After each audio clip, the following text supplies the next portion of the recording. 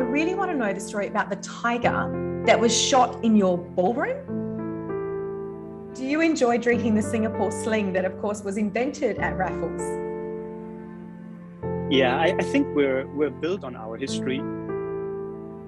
Every guest that we have, every resident that walks through our doors and stays with us is becoming a family member.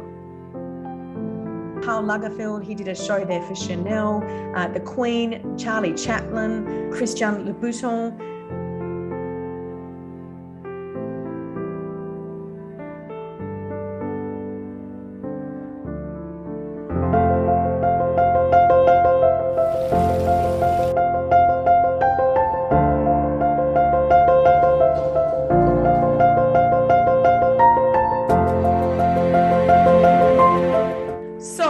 I've stayed there and I absolutely love Raffles, and at 130 years of age, Raffles is an incredible blend of modern and traditional colonial architecture and heritage. What's been the secret to the positioning of this hotel, which really is one of the world's most luxurious and elegant hotels? Yeah, thank you, Renae. I absolutely agree. This is certainly one of the most iconic grand hotels the world has seen. And as you said, we've been around for a while. That means also that we have seen a number of big events on a global scale.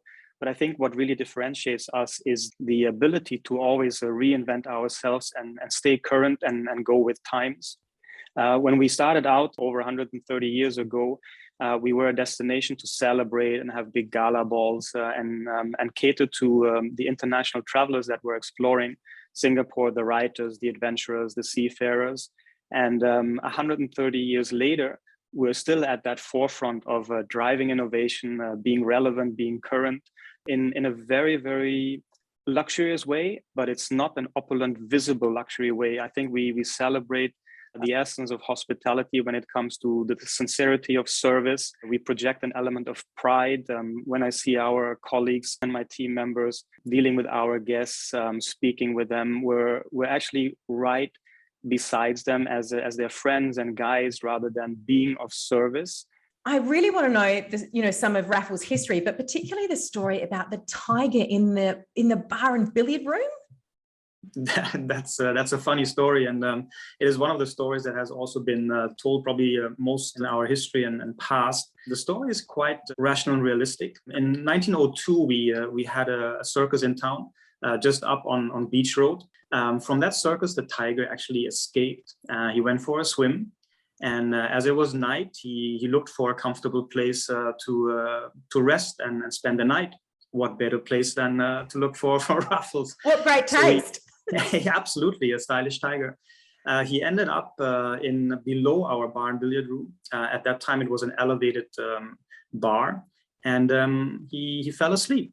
But it was not only a space below the bar and billiard room that was a void, but it was also used to store items. So after the service on one evening, one of our waiters actually saw the resting tiger, and of course he was quite scared. And he knew that across the road in a school, they had a headmaster who used to go hunting. He was woken up. It was way past bedtime. And he came down voluntarily and followed suit with his rifle. And unfortunately, he couldn't see the tiger because it was pitch black. Oh. So he fired 3 shots into the dark. And only by then, because it must have been a really comfortable rest as you would expect at Raffles Hotel, the tiger then opened his eyes, and you could see the reflections from lights. And by then, the headmaster was able to aim closer, and he shot the tiger. But unfortunately, it didn't end there. The tiger wasn't dead at that time yet. He raised his head one more time, and then he got a second shot, unfortunately died. And that was the last tiger passing away in Singapore. That is the story. Wow, well, you were lucky it didn't attack someone, really. Yeah, I have to say that could have ended in a different way. Raffles luck again. Always. But tell me about the renovation. That happened 2 years ago. I haven't seen the hotel since it has been renovated. I can't wait. I mean, it was beautiful before you renovated. What did you do? What was the process? Yeah, it was a very, very exciting project that we initiated in 2017. It is the second large restoration the hotel has undergone. The first one dates back to 1989, 1991. So it was a substantial time difference to what we did this time. And it was quite different to the first restoration. The second restoration, we looked at how can we stay relevant as travel patterns, travel expectations, travelers themselves have all changed over the years. And we wanted to create a true destination where spaces and facilities intertwingle, intermeet, and we create seamless flow of services and facilities. Plus, we also had to look at how to elevate the comfort levels of our guests. So that was all taken care of. And of course, we wanted to follow suit with a timeless design that would set us up for the next decade on being the true iconic hotel that we are, and also represent Singapore at the global stage of hospitality. Tell me about, you brought in the French chef, one of her restaurants, Anne Sophie Pic. Now, I've reviewed her restaurant in London at the Four Seasons there, which was unbelievable. How has that made an impact on the hotel, having that restaurant?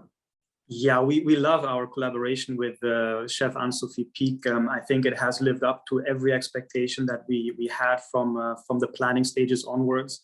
And what we love about the concept was that from the first meeting we had, when we talked about the design of the restaurant's feeling itself, you saw how Chef Anne-Sophie and her team, and specifically her husband, David, brought themselves in to create a space that shows that true femininity that also her cuisine represents. So our restaurant is slightly different to the one in London. We have a lot more subtle colors, warmer tones at one point, and you feel that Anne-Sophie lives in the restaurant as well. And we love that it is a seasonal adjustment and also regional adjustments to every destination where La Dame de Pique restaurant is located. So we have just launched our new autumn menu, and you will find hints of artichoke puree, kaffir lime, and shiso flavors in the berlingots right now. And we love that she represents the local destinations rather than taking an independent local dish and interpreting it differently. She uses something that is so signature to her, and I think that's a great respect to her cuisine, but also to the destinations where she exists. Absolutely. And I mean, Singapore has some of the best restaurants in the world, and certainly a lot of them. Why do you think that is? I mean, particularly given, the size of the place and the population. Yeah, that's a great question, and that relates directly to the culture and history of Singapore in a way. The past favorite time of everyone here, and a hobby that we all treat very competitively, is to dine out and explore new concepts. And I think with the regionality of cuisines being propelled onto a global level, I think that has also invited a lot of inbound cuisine experts and culinary experts from abroad to showcase their skills here. I think we live and experience Singapore through our stomachs. This is something that we all love. And then over time, I think with the startup of the two integrated resorts 11 years ago, when the international chefs were brought in at a larger level, that created a local talent base of young chefs and also mixologists to say that experience to work in Singapore under the helm of international renowned chefs. If you see the recent Michelin guide, it is a testament of Singapore's culinary guild and all our colleagues in the city, what they have achieved. I agree. And the bars are the same, as you say, the mixologists, the quality of drinks and cocktails is really absolutely world-class and world-leading now. Absolutely. And if you think back 10 years ago from where it came and in what time span Singapore has reached its recognition internationally, and it's only the beginning. I think the next couple of years are going to see an even stronger position of Singapore on the international culinary scene. Yeah, it's wonderful. And Christian, tell us about your own history with Raffles. About 16 years ago, I believe, you worked in the food and beverage department, and here you are, managing director. Did you ever imagine in your wildest dreams that this is where you would be?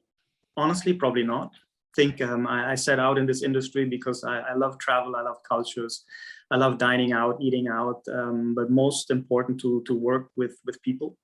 And I think that's what happened 16 plus years ago. I had the pleasure and privilege to work with some of the finest personalities and characters in hospitality, and some took me under their wings, and I benefited from that. And then I suppose I have been lucky in a way to have been available at the right point in time. And here I am. So I think that's how I ended up here, but I don't have a rational really explanation for it. Yeah, wow, it's absolutely wonderful. And as the managing director, do you stay in the hotel to road test it at times? Absolutely, yes. We do have a look at our services and facilities on a constant basis. Oh, absolutely. And tell me, do you enjoy drinking the Singapore sling that, of course, was invented at Raffles? I do. I have to say I do, specifically after our restoration.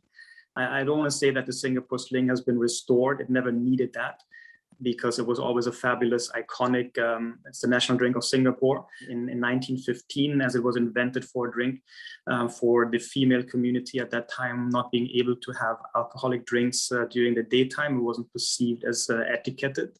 And our bartender at that time had a very savvy business idea to create a gin-based, clear alcohol-based drink with the grenadine and cherry liquor and pineapple juice to get a fruit punch color, which then propelled it onto the national and international level. Fantastic. And tell us about your doorman. Now, he seems to have been there for a very long time. You know, the guy I'm talking about who wears the fabulous turban, who always is kind of the smiling, welcoming face of Raffles. What is his story? Yeah, it's a wonderful story, and specifically the personation of Narajan Singh, our senior doorman and Raffles ambassador. He represents everything we stand for, all the etiquette, all the values, the pride that we represent, the guarding of the Raffles Hotel, the being of service to our guests, that first point of contact when our guests step out of their limousines arriving at the hotel. And he's been with us for 30 years. He's an asset, and he's been traveling with us to represent the hotel on numerous award shows. He's traveled with me on business trips to New York in his uniform, and he's being recognized on the streets as being the doorman to Raffles. So a stay at Raffles is not complete without a photo with him, right?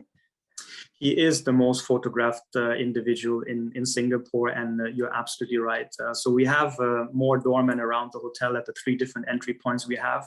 And there are a lot of opportunities available to take a picture with our doorman. Absolutely correct, especially in front of that beautiful facade. And look, Christian, you are so well positioned to speak to us about what is the future of luxury travel as you see it sitting there at Raffles. Yeah, I think luxury is a term in itself that needs redefinition, and that also means something different for every individual that discusses it.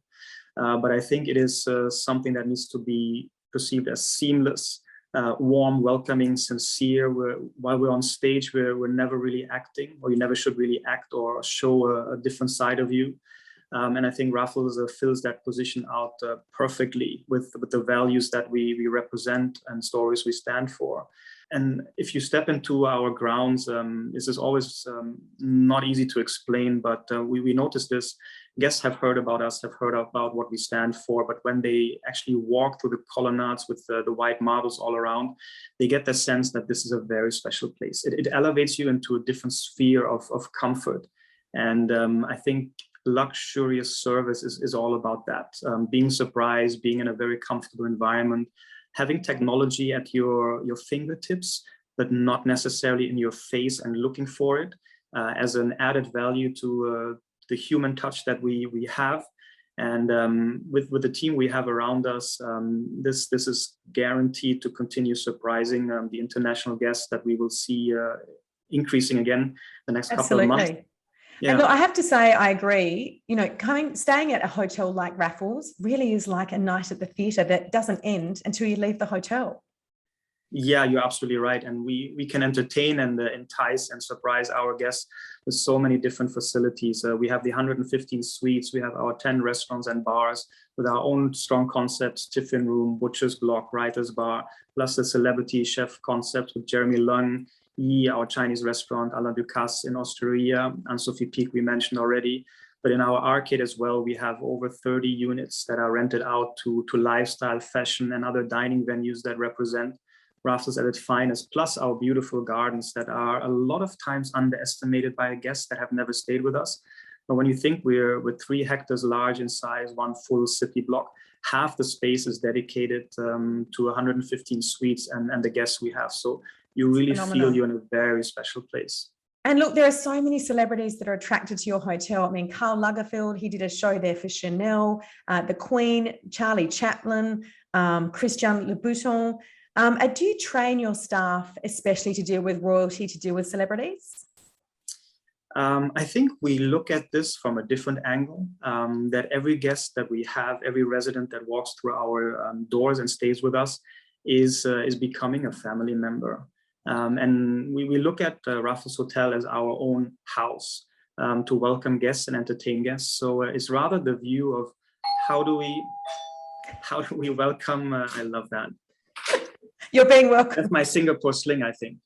Is that my Singapore sling? No, it's not, unfortunately.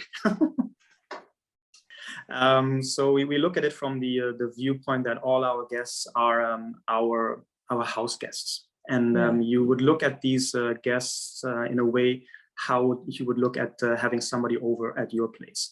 So Karl Lagerfeld, the Queen, royal celebrities, that's great as it projects what we are.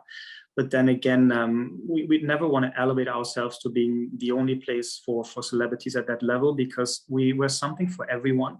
That term we have created a couple of years ago that I always like to use. First time arriving at Raffles, you arrive as guests and you will leave as a friend, but you will come back and have us in mind as family. And that's really what we stand for. And I think that's also appreciated by all our guests. 100%. And I have to ask you on that note, where do you go to escape and to have a holiday? And is it in luxury? Great question. I think out of competitiveness and excitement of all these beautiful hotels and concepts that are being created right now around the world, I do like to stay and review.